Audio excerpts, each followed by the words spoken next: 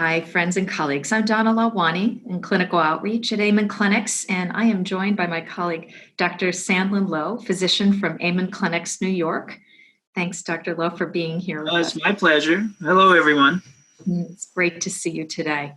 And you wanted to share about havening. And of course, this is such a timely concern as Americans and others in our global community are asked to self-isolate during this COVID-19 coronavirus pandemic. And it's taking its devastating toll on mental health. And so many people are seeking help with anxiety, panic attacks, fear, depression, other issues. So, as a physician, you're a specialist in neuroscience and supporting integrative brain health. So tell us a little bit about havening and a little bit about yourself and the work that you do. Well, I first learned about havening when I met the originator of havening, Dr. Ronald Rudin. He's written a wonderful book called When the Past is Always Present. Their website is www.havening, like a safe haven, H-A-V as in Victor, E-N, and then just add ing to it, and then it's .org, so havening.org. And there's just a tremendous amount of information on that website, as well as to where to find practitioners. The two havening techniques we're going to talk about today, which I think are very useful for what's going on right now with the pandemic, are transformational havening and affirmational havening, and the two go together very well. So what is havening? Havening is a way of creating delta waves in your brain. Okay, there are other techniques to do this. There's the EMDR therapy. There's tapping acupressure points. There's emotional freedom techniques. But I honestly think what Dr. Rudin has created is the simplest and works the best. It turns out there's certain surfaces of our skin that have special nerve endings called Pacinian corpuscles. And if we just put a little bit of pressure on those Pacinian corpuscles, they're designed to make delta waves in our brain. So a great place to start making delta waves is just rubbing the palms of your hands together, just like I'm washing my hands. In fact, that's what we tell the little kids, wash my hands. And you want to do this about 1 cycle per second. Delta waves are about 0.5 to 3.5 cycles per second.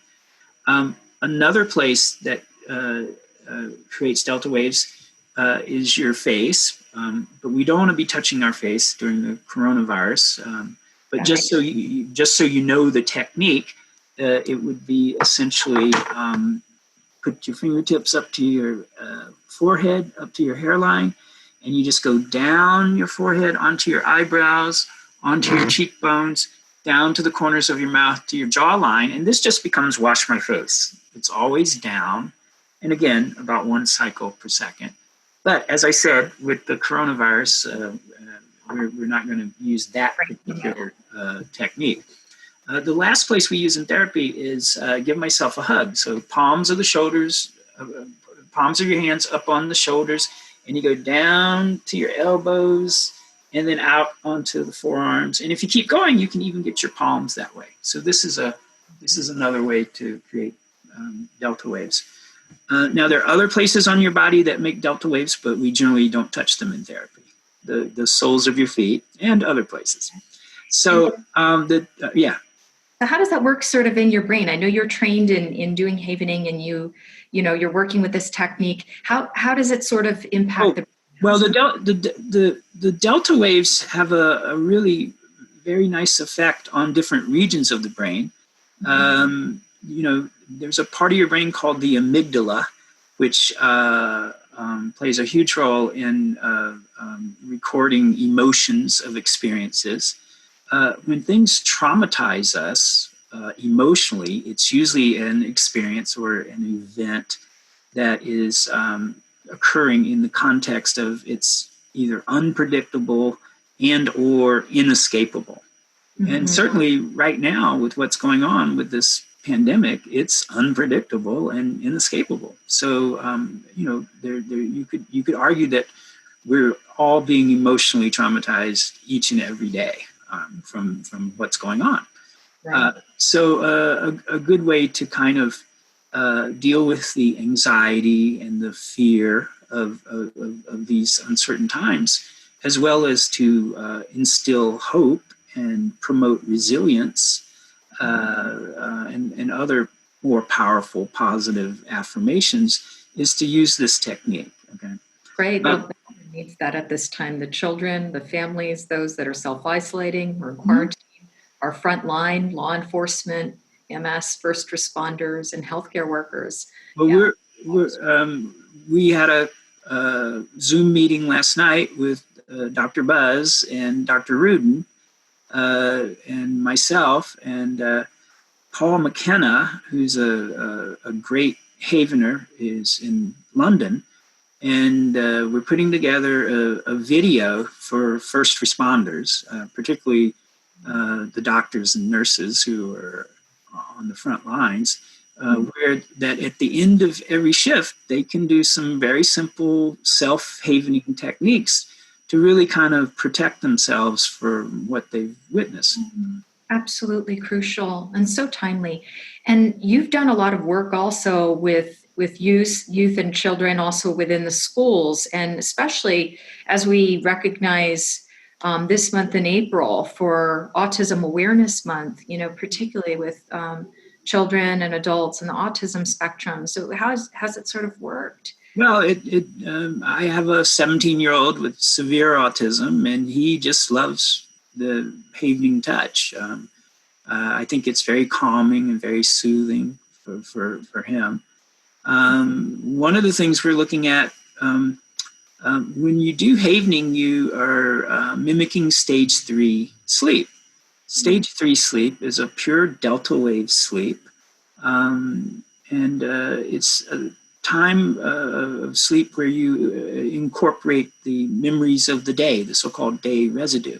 So it's one of the things we take advantage of with affirmational havening. If I think or say out loud my positive, powerful affirmations while I'm havening myself, I'm putting those positive thoughts into my hippocampus, which is very important in memory. It actually goes into a part of memory called declarative memory. But I'm also putting those powerful positive thoughts into the dorsolateral striatum and the ventral striatum, which is important in operational and procedural memory. So this is like taking the power of positive thinking and just exponentially supercharging it. Not only am I loading up my brain with wonderful, powerful affirmations, I'm putting them into procedural operational memory so I can operationalize these powerful positive thoughts or aspirations. So that's kind of a little bit of the neuroscience behind it. Dr. Rudin goes into much greater detail in some of the papers that he's written and in the book and on the website also. So, but it really, when it comes to emotional trauma, the amygdala plays such a huge role in this because, when you are emotionally traumatized, your amygdala is going to encode the emotions for that experience in a much different way. They're what we call potentiated.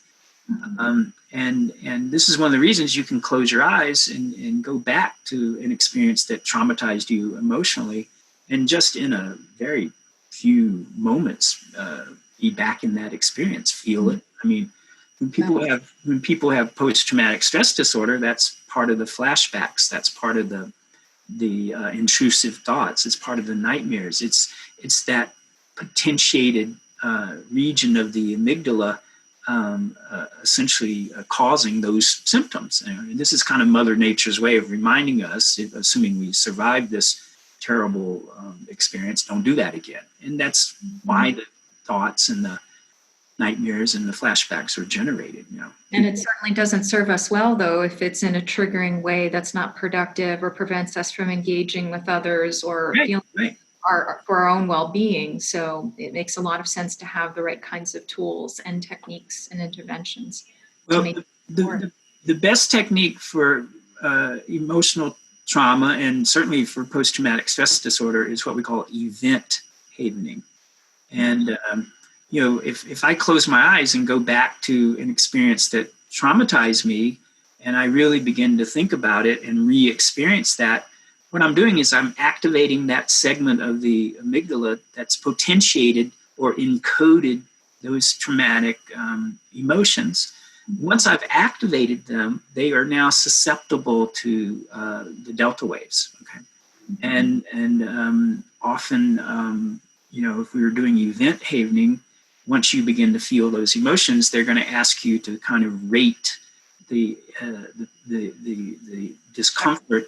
And usually we use the same scale they use in EMDR and other techniques. It's called the subjective unit of distress, the SUD. And it's usually 0 to 10, 0 being no distress at all, 10 being extremely distressing. And once you come up with a number, the therapist will start doing the havening touch. And the moment you're doing that, you're generating delta waves. And so the science behind it is the delta waves essentially are electromagnetic radiation. So not only are they waves, but they're also collections of particles. They're photons, essentially. And these photons, a small amount of photons in delta waves, they bind to calcium receptors on the amygdala. This allows a small amount of calcium to come into the amygdala. There's a molecule, very interesting molecule called calmodulin. So when a small amount of calcium binds to calmodulin, it activates a molecule called calcineurin. Calcineurin then activates a series of protein phosphatases that actually dephosphorylate the potentiated AMPA receptors. This is the part of the amygdala that's encoded that potentiated traumatic emotion. And then the AMPA receptors return to the interior of the amygdala where they're destroyed. So you literally lose the bridge to those emotions. Intellectually, you'll remember that experience happened to you, but you're not going to be able to see the awful face or hear the noise or smell the smells. And I've seen, so many times, the intrusive thoughts go away, the nightmares go away, even the flashbacks go away. So in my opinion, this is probably the best treatment for emotionally traumatizing experiences, and particularly for post-traumatic stress disorder. I appreciate But today, and event havening usually works best with a trained therapist helping you. Sure, absolutely. Well, I know you're working with a lot of clients right now at this time, and I think too, it's beautiful to be able to have this tool from phone to also virtual platform in telemedicine to be able to see more clients. And I know that you do that regularly. So, the fact that you're available and you're helping so many right now at this time, it's amazing. So, well, yeah, a lot of havening is done over Zoom or Skype. The group in London tends to do a lot that way. But today, I think just to know a little bit about transpirational havening, there's something called talk transpirational havening. Let's say I'm a nurse or I'm a doctor or I'm an EMT or first responder on the front lines of this. And I just really went through, an experience that just, is difficult and I'm having trouble coping with it. So as soon as I get to be alone, all I need to do is do some self-havening and just talk about what it was, I can't believe my shift today. I walked in and there's so many sick people and people waiting to be seen. And I'm terrified. I'm just terrified. I have a child at home. I'm a single mom. I'm a nurse. I didn't sign up for this. These people, I could bring this home. I could die. My child could be an orphan. So these are, what are we doing? As we're talking about it, the emotions that have been generated are literally being neutralized by the power of the delta waves. Okay. So that's kind of an example of talk transpirational havening. Affirmational havening, every night when you go to bed, you can just haven yourself. The script that my children use is this: I can choose. It's always important to choose. I can choose to be hopeful. Hopefulness is the foundation of resilience. So resilience is the capacity to cope with adversity. So I want everyone to be hopeful. I can choose to be hopeful. This is a very important time to choose to be loving. I can choose to be loving. I can choose to be patient. We're going to have to be patient to get through this. And we want to be kind or considerate. I can choose to be kind and considerate. Thank those people at the grocery store. That's right. Everybody. The police, when you see people, when you go out. And I can choose to be confident. We are going to get through this. Okay, I can choose to be confident. I can choose to be joyful. I want everyone to work at being joyful during this time. I can choose to be successful. But we always end with, I can choose to be safe, peaceful, and calm. Safe, peaceful, and calm. During the day, if you start to get a little anxious or fearful or frightened, just, haven yourself a little bit and just think to yourself, safe, peaceful, calm. Safe, peaceful, calm. It's a wonderful technique.